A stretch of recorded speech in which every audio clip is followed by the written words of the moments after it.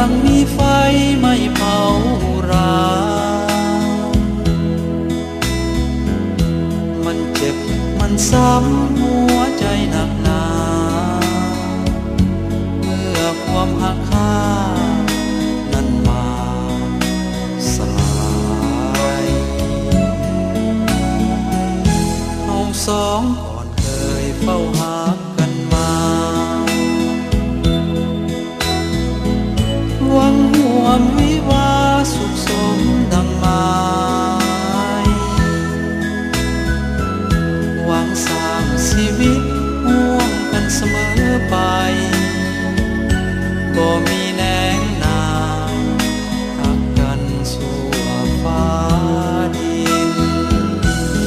เหตุใดผู้ใหญ่จึงกีดกันเฮาสร้างความปวดร้าวให้เฮาน้ำตาไหลลินโอ้ดวงใจหักเฮาต้องมาสูญสิ้นโทษฟ้าดินอินพรหมสร้างบ่เห็นใจ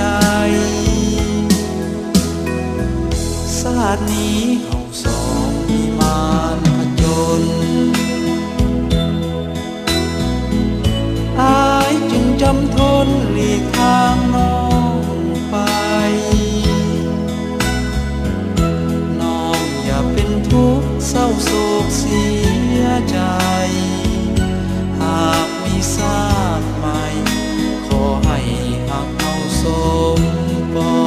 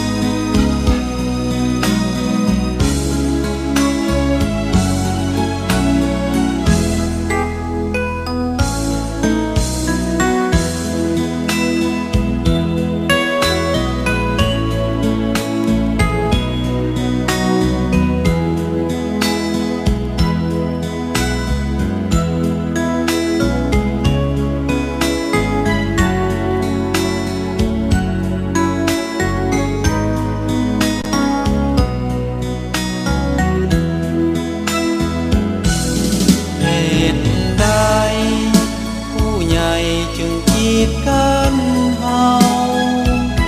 สร้างความปวดร้าว